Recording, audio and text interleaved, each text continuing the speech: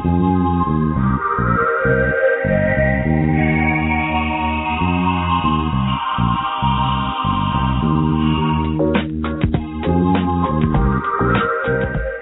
to Just Energy Radio with your host, naturopath and medical intuitive, Dr. Rita Louise. We have learned from Einstein's theory that matter and energy are one. Physicists believe that all systems in nature have their own particular way of vibrating, from the swinging of a pendulum to the waves of the ocean to the light that brightens the sky each day. Each of these oscillates at its own unique rate. The same holds true for every thought, feeling, event, or word we speak. Each has its own frequency or rate of vibration. What many of us don't realize is when we take everything in our universe down to its simplest form, it is all just energy. Join Dr. Rita Louise on a journey through time and space where past, present, and future collide. Today, what you believe may be called into question. What we want to know is, who made up the rules? Be brave and step outside the box. We are about to turn our world upside down and venture into the unknown. Hold on. We are departing our own beliefs and entering alternative realms. Enjoy the possibilities.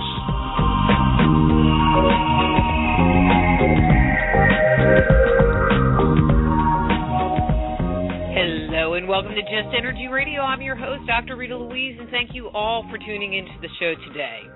Well, I've been told that, it's Friday the 13th. Well, I haven't been told, but happy Friday the 13th for those of you that celebrate Friday the 13th. This show is pretty interesting. In the first hour, we're going to be speaking to Ken Gordon about reclaiming our democracy and the world we want. And the second hour, we're going to have our good friend James Wasserman on talking about his new book, Solomon's Temple, and we're going to talk about ancient Israel and secret societies.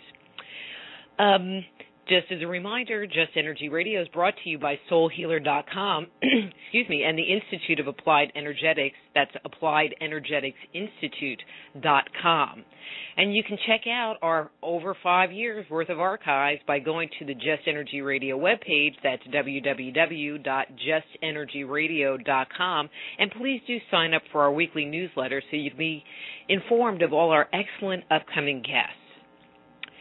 When we talk about democracy and our country, we believe that things that happen, as Lincoln said, are, of the people, by the people, and for the people. But it just seems like that's not what's going on anymore. And so I invited Ken Gordon to come on the show and talk to us about, democracy and the world we want. And I'm hoping that he can give us some insights into why the things that we think and the things that we tend to voice are not happening in the political system. So let me tell you a little bit about Ken and get him on the air. Ken Gordon grew up in Detroit and studied economics and political science at the University of Michigan. He served as Colorado Public Defender representing minorities and low-income clients. Ken then was in private law practice for 14 years and in 1992 was elected to the Colorado House of Representatives. Quote, "I ran for the office because I wanted to help protect the environment," Ken explained, and also made campaign finance reform a major part of his campaigning. He has never taken PAC contributions. Ken has served as minority leader in the House, Senate Judiciary Chair, and now as majority leader. So please welcome to Just Energy Radio, Ken Gordon. Hi, Ken. How are you? Hi. It's nice to be on the show. Ken, I just really appreciate you coming on, with this being an election year and just so much bantering going on in the political realm. I thought it would be good to just help people understand what's going on and why there's such an increase in people feeling like they're stating what they want and it not really being heard.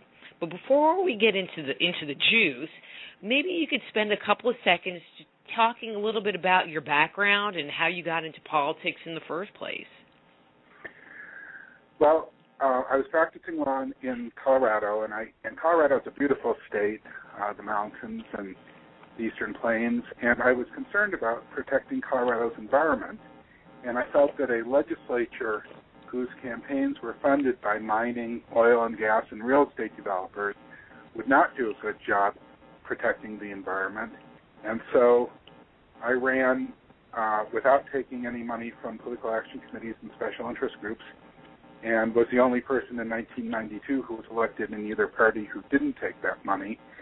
And when I got to the legislature, I found out that the money had more influence even than I thought. It affected health care and education and the financial markets, and it's getting worse.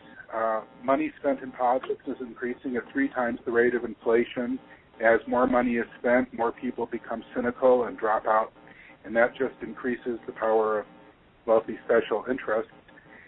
And so I'm spending a lot of time trying to help preserve democracy and reverse this trend, and I have some ideas about how to do it. Great. When you talk about your observations on the state level, do you have any insights into what's going on the federal level? So is what you're seeing more locally pandemic in the system? Yeah, it's identical. If anything, it's worse at the federal level. More money is spent on federal races than state races. And there's more lobbyists, more wealthy interest groups that try to get legislation passed that helps them, helps their businesses. And so it's something that the elected officials, for the most part, are not going to change this because they're addicted to that money. And only the American people can do it, and we have a tool that we can use to do that. It's our vote. Some candidates don't take special interest money, and we can encourage other candidates not to, and then vote for the ones that don't.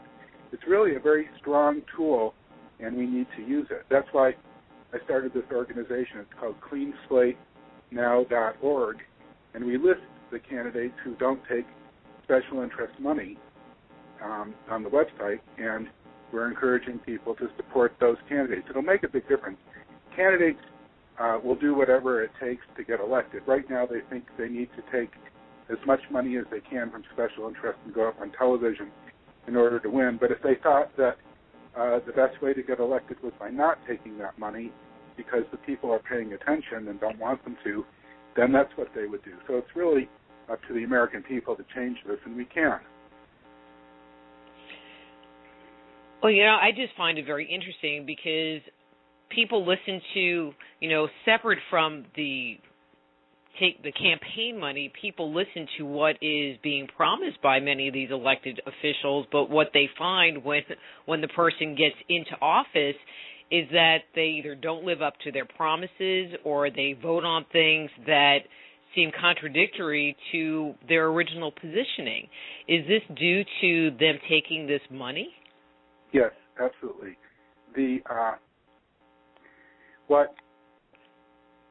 If you take a lot of special interest campaign contributions, then you've got a conflict of interest between the best interests of the voters and constituents and the citizens that live in your district and your big donors.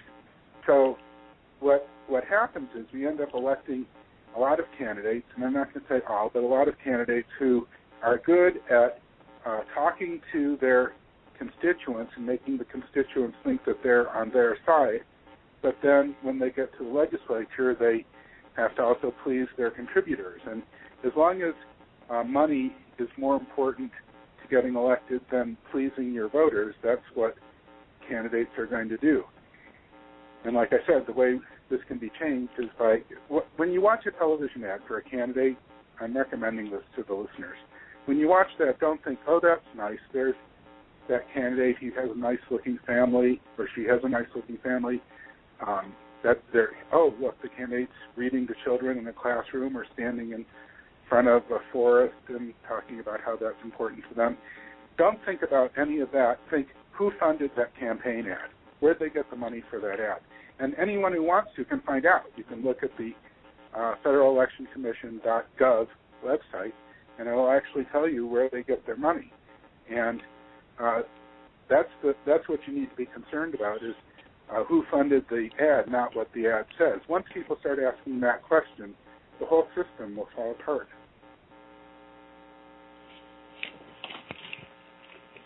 How much money are we talking about? I mean, when you're running for either a state office or a national office, I mean, are we talking thousands of dollars, millions of dollars? How much money are we talking about here?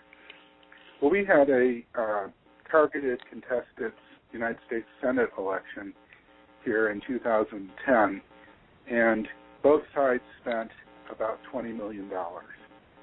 That's a targeted United States Senate election. So if you consider everything, the outside money and the campaign money, both sides together, it probably came to close to $50 million. Now, that sounds like a lot of money, and it is a lot of money, but there's this new United States Supreme Court decision that's called Citizens United versus the Federal Election Commission, and what that decision allows is it allows any corporation or union or interest group that has money to spend an unlimited amount of money on campaigns, and that was kind of a surprise to those of us who are trying to reduce the influence of money in politics that the Supreme Court went in that direction.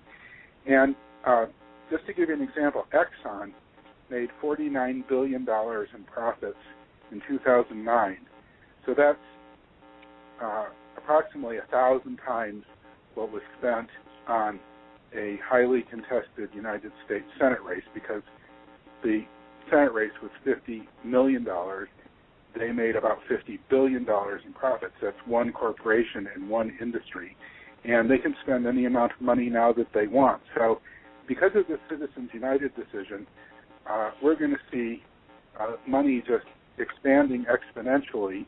And what candidates are going to do is they're going to spend their time talking to contributors and wealthy interests rather than voters. It's bad. But it's changeable, because the people are so sick of this that I think we're close to a tipping point. And people can change it by being involved, knowing who their legislators are, and voting for the ones that don't take special interest money. That's, again, like I said, you can find that at cleanslatenow.org. We're making a list, checking it twice.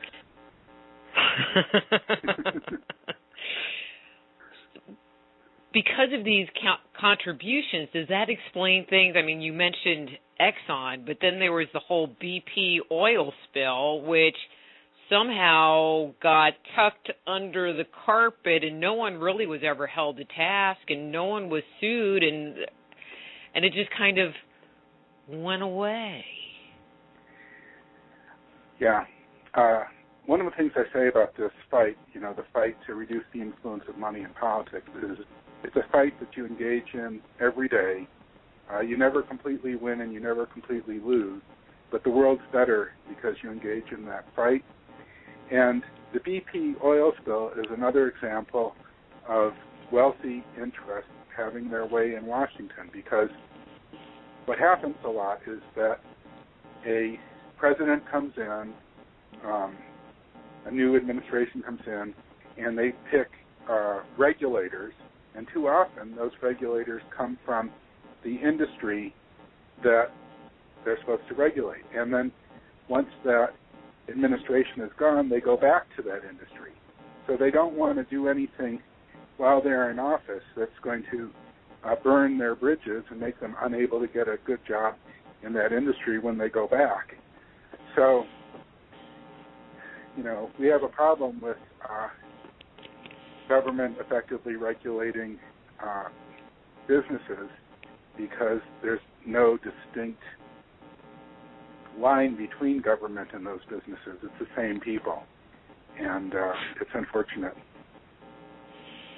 No, it's comical and sad. And, when we were speaking on the phone the other day, I was talking about, a company like Monsanto. I mean, Monsanto has almost more money than God these days, and the whole situation where they're making the genetically modified corn and different products, and then they're turning around and suing like the organic farmers for stealing their patent, and they don't want it. They're pissed off because now their organically grown crops have been contaminated, but they're being sued and having to pay Monsanto when Monsanto was the contaminator. in the first place. This reckless disregard for everybody else around them, and it's like, it doesn't make sense if you pay attention to what's going on. Yeah, let me say this. You're right. A big industry like Monsanto or the oil industry or pharmaceuticals or health insurance companies, all these big industries, they have disproportionate power. They have too much power.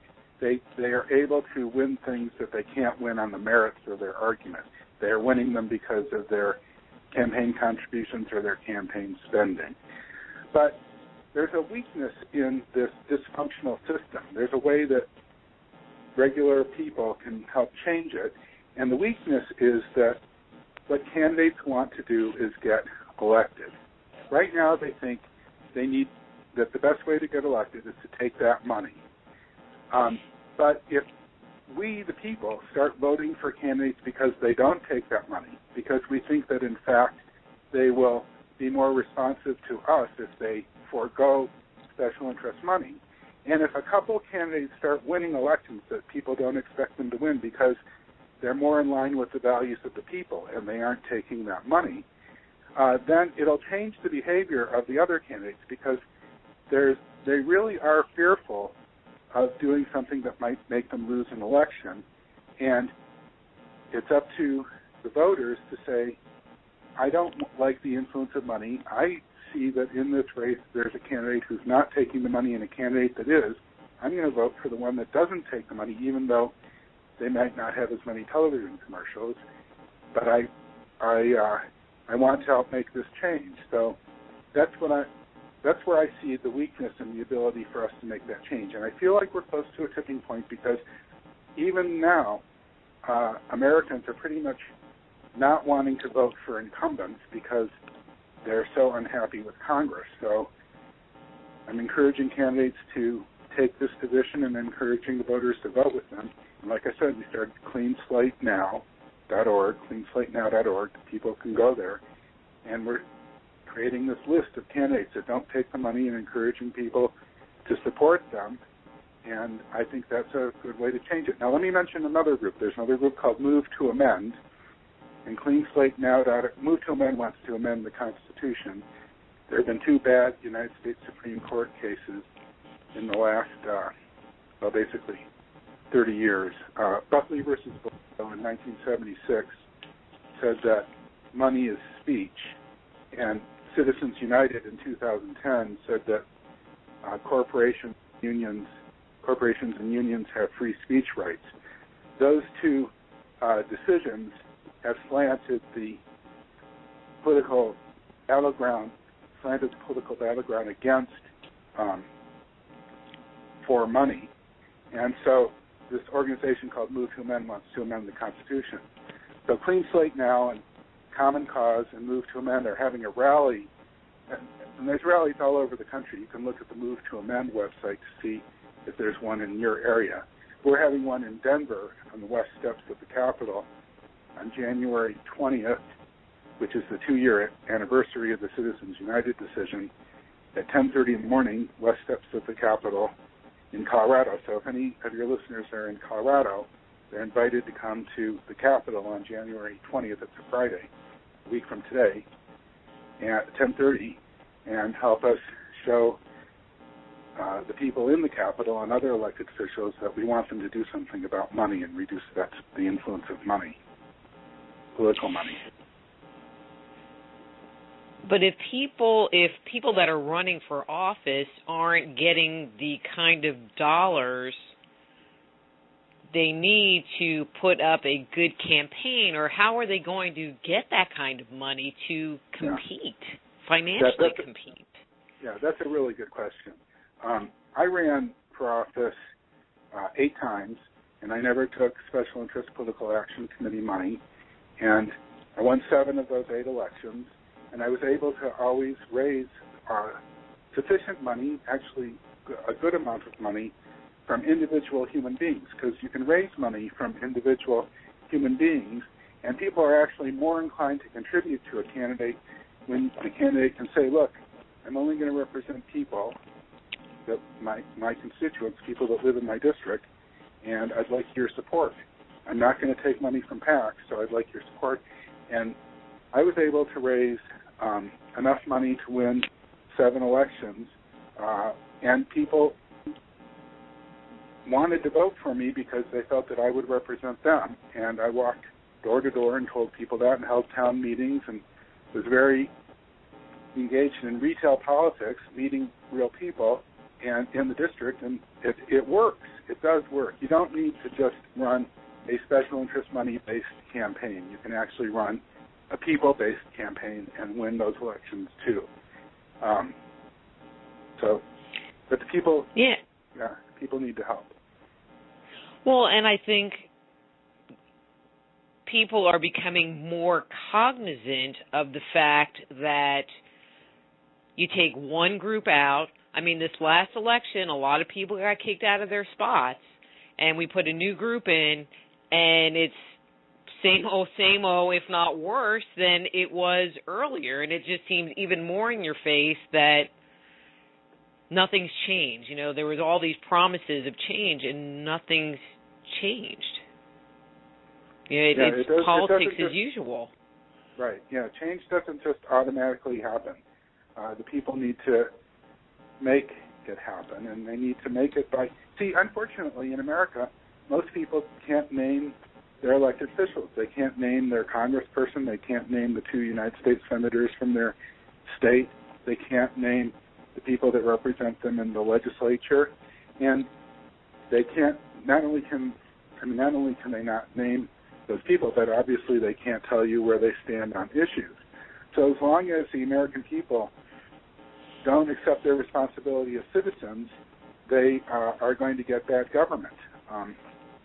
Pericles, who was an Athenian statesman 2,000 years ago, he said, just because you're not interested in politics doesn't mean that politics isn't interested in you.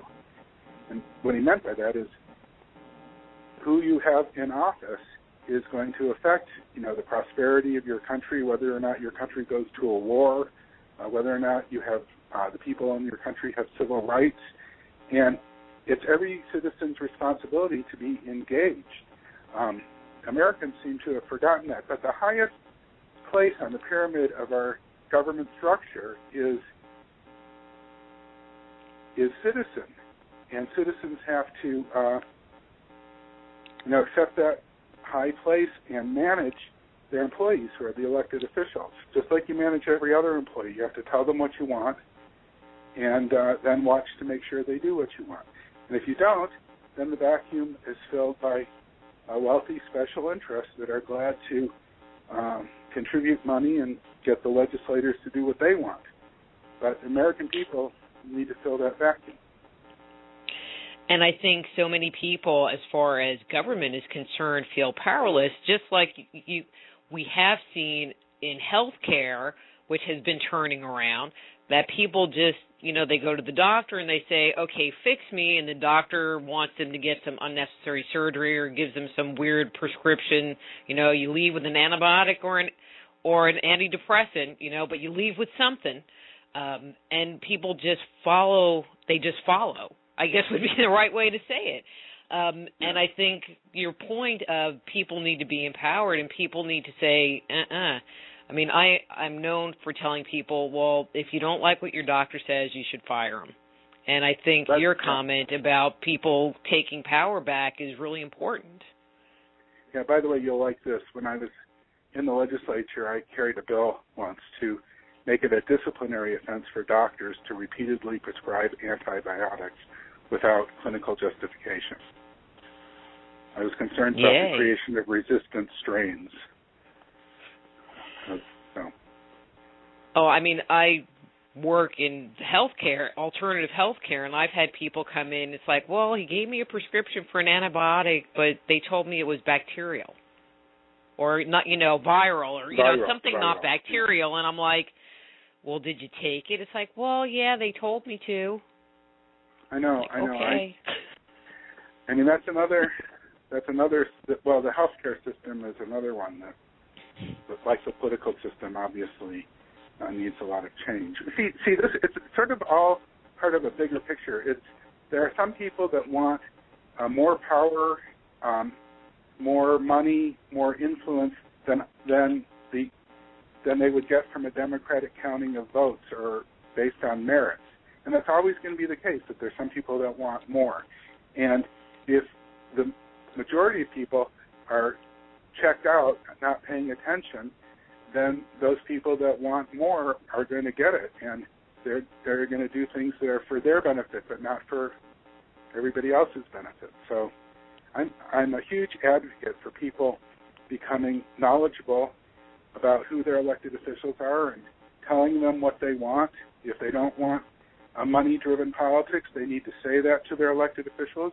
If the elected officials don't hear that, then they'll just go on the path of least resistance, which is to take all the money they can and get elected that way.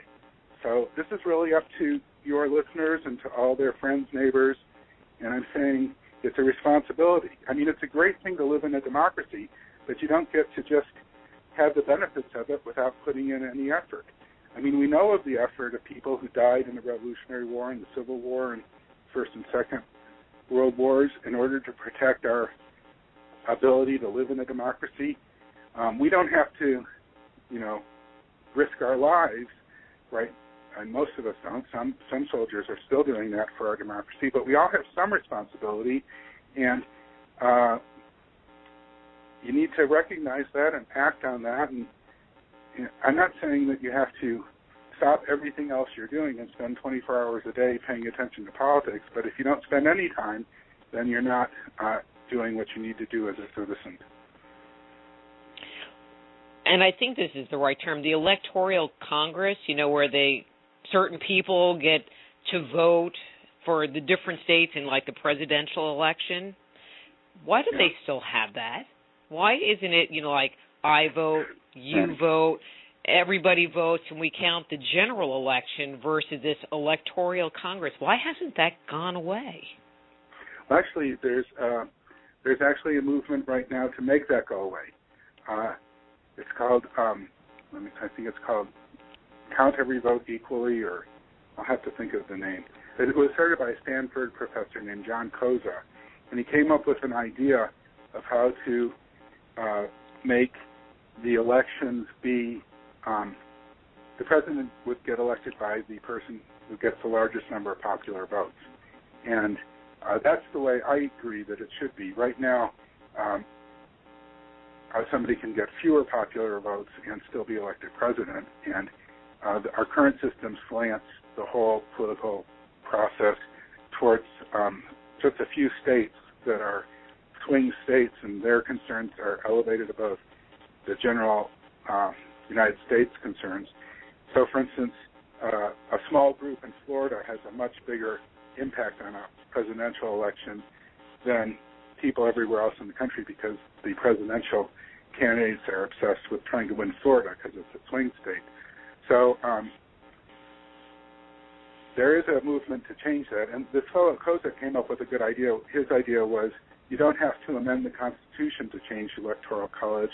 What you can do is just pass laws in states saying that that state will send its electoral votes to the candidate who gets the largest number of popular votes in the whole country. And it was kind of a really good idea, and that's going on right now. A number of states are starting to pass that. So there is motion on that issue as well, yes. But that's really good. I mean, I could see 100 years ago where doing it the way they're doing it now would make sense because, you have to count all these votes, and it was done manually, and you had to look over the ballots and tabulate it, and it was a maintenance thing. Now, either it's electronic, which we won't even go into, I don't think, which I won't do, but there's the little pokey cards, or you do the little Scantron, and it's much faster. It's much more automated than it was 100 years ago. So doing the election by the popular vote seems more achievable now in an expeditious time frame. Yes, I agree with you. I would like to see the president elected by the person who gets the largest number of popular votes, the person who actually has the most support of people. Right now we're electing presidents by states rather than by people. But And like I said, there's a group working on that. If you Google John Koza, you'll find it, Koza. And so that's a good thing to be involved with as well. I've chosen for my own efforts to try to reduce the influence of money and increase the influence of people. And I think that most of the things that I care about will be benefited if people have more influence and money has less. I agree. This is just kind of a on-the-side question because you've been talking about candidates getting election money, but do candidates also get, I'm going to say, personal money? Do they sometimes get personal gain from these special interest groups? Well, yes. Or is that a sometimes. secret? Well, they do sometimes. I mean, sometimes what will happen, there was a United States Senator from Louisiana, his name was Tauzin, Tauzin. I think his first name was Billy Tauzin. And he carried the legislation that created the new entitlement for pharmaceuticals for a drug benefit under Medicare. And after he left, he got a $2 million job lobbying for the pharmaceutical industry after he left Congress. So it does happen sometimes. I think most people who are in office are honest to the extent that they don't actually take bribes, but they're overly influenced by the money that they get for campaign contributions. My view is the bigger issue is the campaign contributions. Well, you hear stories of, I live in Texas, and so Rick Perry made it mandatory that all 12-year-old girls get that Gardasil shot, which hasn't really been proven and now doesn't seem like has gone anywhere, or they pulled it off the market, or I don't know. It's become a non-issue. And the first thing that went through my mind was, well, how much money, is he an investor in that company? And what's his kickback of getting every 12-year-old girl in the state inoculated? Yeah, it probably wasn't a kickback. It probably was, well, I think in that case, he had a campaign staffer or his previous chief of staff that worked for that company and had influence in that way. It may also have been campaign contributions. That's what I'm worried about, is that candidates do things for contributors to their campaigns. And so it may have been something like that. Okay. It's not, like I said, it's unlikely that it was actual payments under the table, although, I was in politics here in Colorado for 20 years, and Colorado, though, I think is a relatively clean state, and I wasn't aware of any actual payments under the table to any politician. Although in other states, I think it does happen more. Maybe, I don't want to name the states, but in some states, I think there's more of a culture. There's more of a culture of actual corruption in that way. Well, but then there's like the Dick Cheney-Halliburton connection, and it's like, okay, Halliburton got all those contracts. It's like, well, what's Dick Cheney getting out of all this? I mean, it just makes people like me think, and, these little ties that bind us. So, let's see. So we talked about that.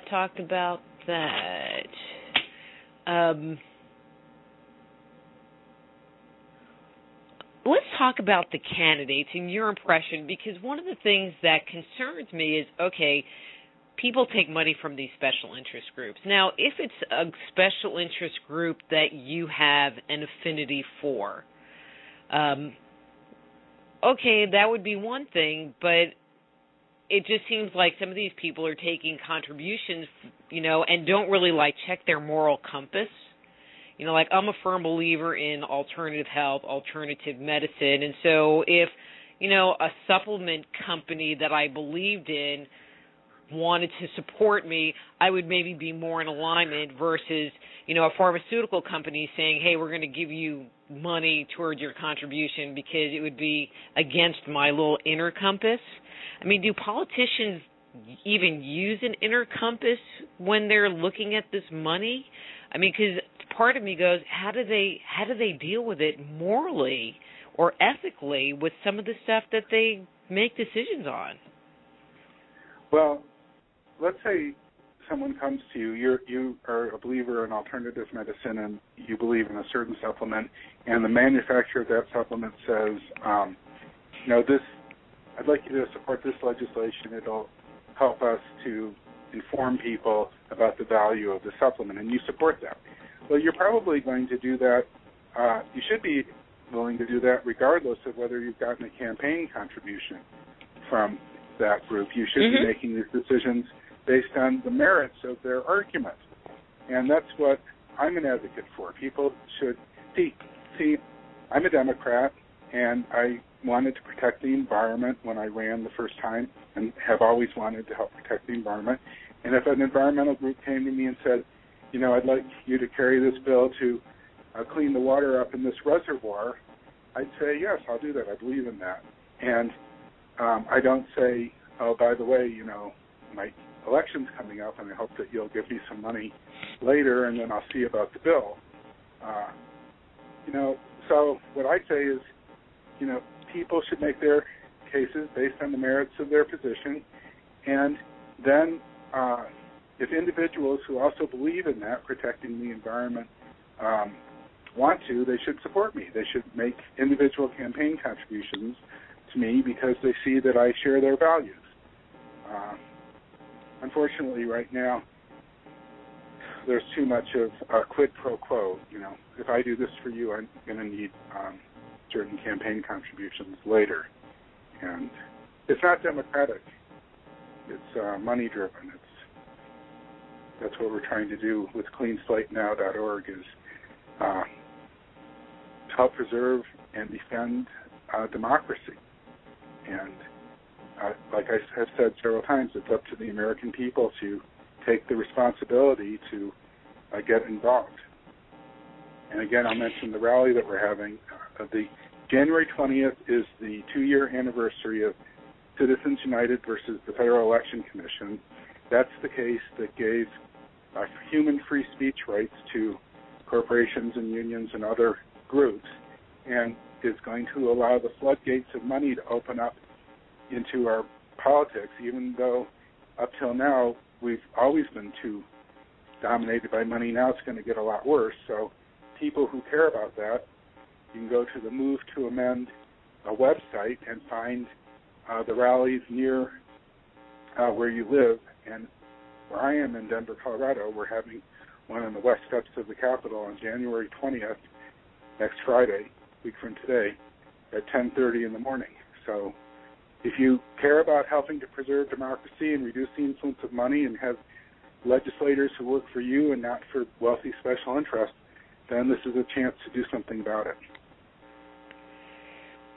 In all of this that's going on with politicians taking campaign money, is it legal in the first place?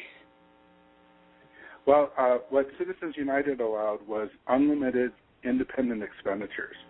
So you can't, Exxon can't give unlimited money to a candidate as a contribution, but they can spend unlimited money in a election by doing their own ads saying support candidate Smith or vote against candidate Jones, and they can spend unlimited money on the election, but it's not contributions. So the contributions aren't legal, but the spending is. Oh, so I could make a commercial and then just put my little logo down in the bottom, and now it's my commercial, and it has. Interesting.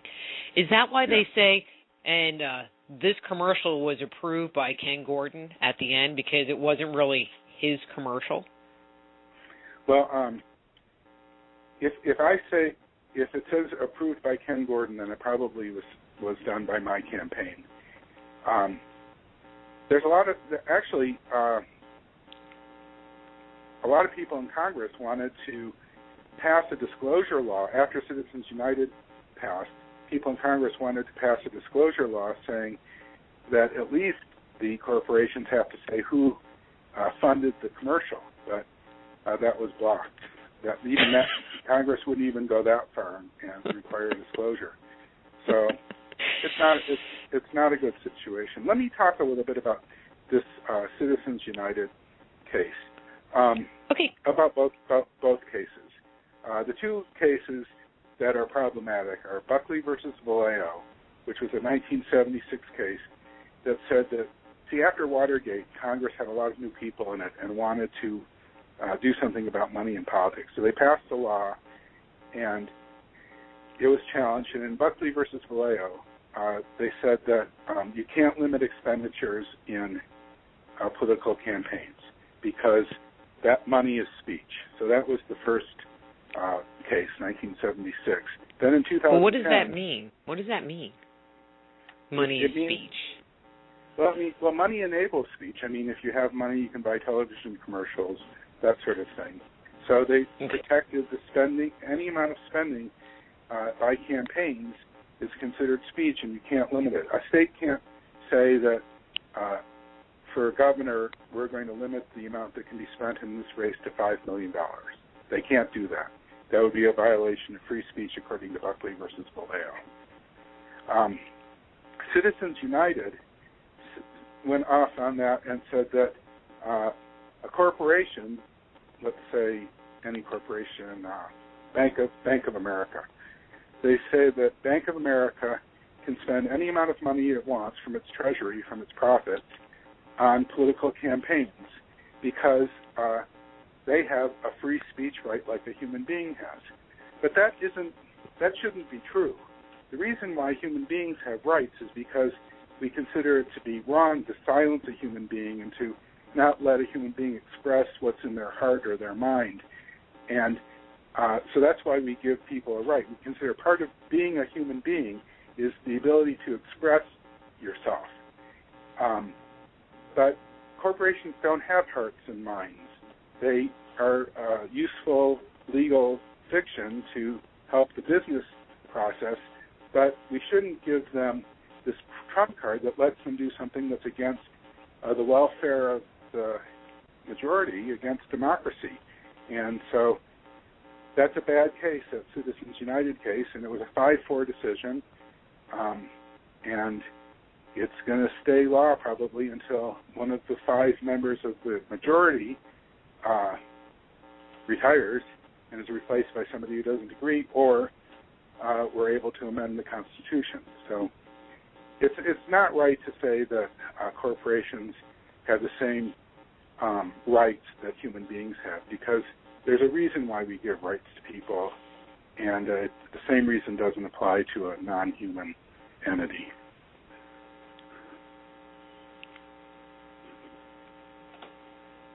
Yeah, I'm not even going to touch it.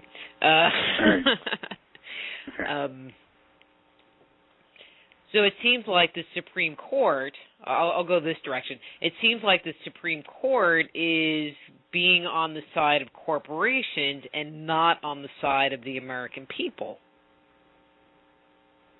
Well, I think that's fair. Yes, that's true. You know, they're being on the big money side of the issue.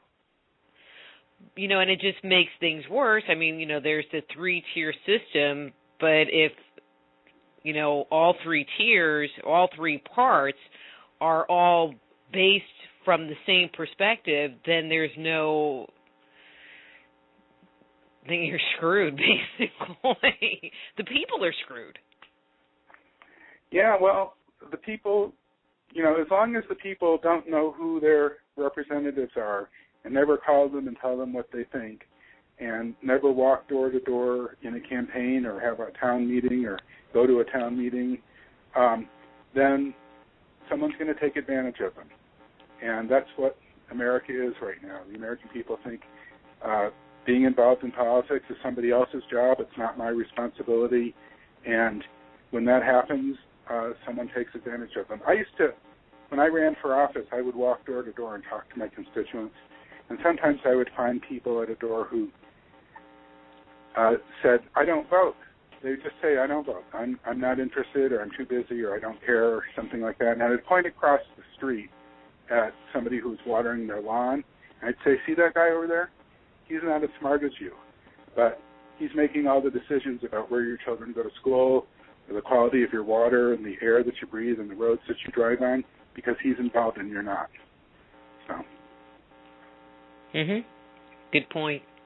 What do you think of things like Occupy Wall Street or the Tea Party movement? I mean, not on their merits, but of their ability to get people to start talking and to start asking questions and opening their eyes to issues that are going on.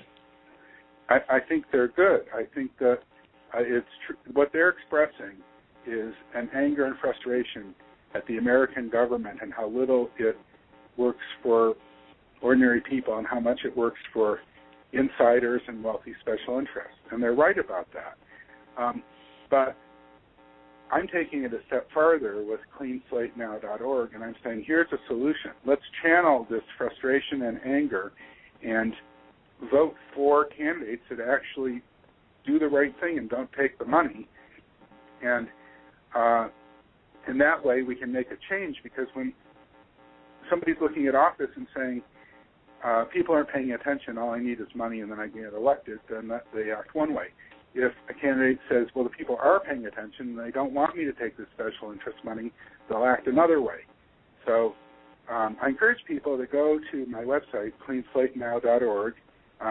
There's a place to sign up to get our emails and a place to look at the list of candidates that don't take special interest money, and a place to submit a comment or a blog.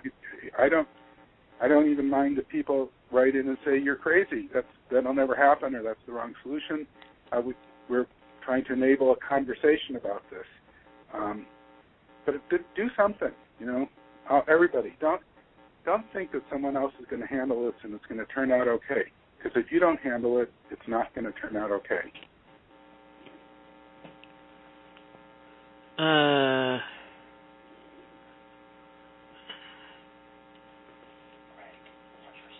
All right. Hang on one second. All right. I just got interrupted. Okay. So you said that you had some candidates that were participating in this movement. Anybody we know? Are they mostly from Colorado? Okay. I'm from Colorado, and I know there are 7 members of the Colorado General Assembly that don't take special interest campaign contributions. There's a member of Congress from Colorado who doesn't. We've also listed some candidates from other parts of the country on the list, and we're accepting, we ask people, if you know of someone who's not taking special interest money, to let us know, and we'll put them on the list too. So let me see. The candidates in the Colorado General Assembly, the members who are actually there and don't take the money. There's Michael Johnston, there's Irene Aguilar, there's Pat Stedman, there's Joyce Foster, Lois Court, Dan Pabone, Michael Johnson, Irene Aguilar, Pat Stedman, Joyce Foster, Dan Pabone. 3, 4, 5. The other one will come to me in a minute. But those people, and other candidates like them deserve to be congratulated, because they've taken a courageous stand. They're swimming against the big money stream, and I'm giving them support. I mention them positively on the website, and I tell other people to send them an email and say thank you for representing us and not big money. So I know you're a Democrat, but what about a candidate like Ron Paul? I know in the last election he was really against taking campaign money and, put out a call to raise like $2 million and raised it in 24 hours or some fantastic, very fast period of time. Let me mention another candidate. His name is Dr. Janet Yoshi, and he's a Republican, and we've listed him on the website as well because he doesn't take special interest money. So I'm sorry, you just said, what did you just say? That's okay. What about Ron Paul? I mean, I know in the last election, this one I have not checked in on this, but I know in the last election he was not taking special interest money, which some people said was the reason why he, I'll say failed, was because he couldn't raise the money or was having issues raising enough money, but he would put out a call to people that he needed to raise like $2 million, I remember at one point in time. And, within 24 hours or 48 hours, he had raised the bulk of that money from individual people sending in $1, sending in $25, sending in what they have to support his campaign. So, yeah, I mean, there's another candidate running for the Republican nomination. His name's Buddy Roemer. He's a former governor of Louisiana, and he was a congressman from Louisiana. His last name is spelled R-O-E-M-E-R, Buddy Roemer. He's not been included in the debates. He doesn't poll very well, but he's very good on this issue of money in politics, and people might want to look up his website as well. He recognizes, you see, not only does the fact that money is spent in politics change the outcome, the legislative outcome, to favor the interests that are wealthy and spend the money, it also, in my view, undermines the moral legitimacy of our whole government, because, America stands for something. It stands for equality, it stands for democracy, it stands for people. We fought against kings in order to achieve, we fought against a king, George III, to achieve our independence. And if the legislative bodies, Congress, United States Congress and the Senate, are dominated by money, then it's not what people fought for in the United States. And when Congress people are more responsive to money than to their own constituents, it's a form of dishonesty. And people need to trust government. They need to work with it. They need to use it as a tool to accomplish certain goals. And if they don't trust it and they're cynical about it, then our whole system starts to fall apart. And that government's not effective. And that's a big danger here in the United States right now. And like the populist movement in 1900 in the western states, when they felt that the legislatures were controlled too much by railroads and Eastern trusts, the people rose up and passed direct democracy rules like initiative and referendum and recall, and they expressed their views and they elected a lot of good candidates. The people need to pay attention again and do something similar. And so you've answered this several times, and I'm kind of looking at the clock. We only have a few minutes left. Okay. Maybe you could give us some bullets or, some direct information about what ordinary citizens like myself and the listeners can do about limiting the amount of money that is in politics or changing what's going on currently. There's an organization website called votesmart.org, votesmart.org, and you can type in your address at votesmart.org, and it will tell you who represents you at every level of government. It'll tell you who your congressman and senator is, who your state representatives are, and your city council members, and it'll also have information about where they stand on issues. And you should know that. A citizen should know who represents them, and you should support the candidates that you feel have values that are consistent with your values and vote for them, and even go out and walk door to door for them. Somehow be involved. Somehow say, I understand that as a citizen, I have a responsibility to make my views known and to participate in the political process, and if I don't do it, someone's going to do it not for my benefit and not for my family's benefit, so I need to pay attention and be involved. And maybe say I'm going to spend, this next year I'll spend 20 hours during the year volunteering on a campaign or educating myself some amount of time. And I'm going to let people know how I feel, because I feel like this reservoir near my house, it's gotten so polluted. I want to do something about that. Or my public school near my house, it's falling apart. Or the teachers aren't doing a good job. I'm going to do something about that. Or the legislature in my state is not protecting the environment or is not providing good education. So I'm going to do something about that. You can do something about that. They need your votes. They will listen to you. They're not going to not pay attention to you, but people are intimidated. They feel like they can't go to a public official and say how they feel. But if they do it, they'll find that the public officials are going to pay attention because the public officials need their votes. That's as simple as it gets. It's self-interest for the public official to pay attention to people that live in their district. So I guess that's what I'm telling people to do. You can find out, because of the internet, information is more available now than it ever has. It's easier to find out who represents you and how they stand. Every candidate has a website, and they have a contact us button or an info button where you can send in an email. They have phone numbers.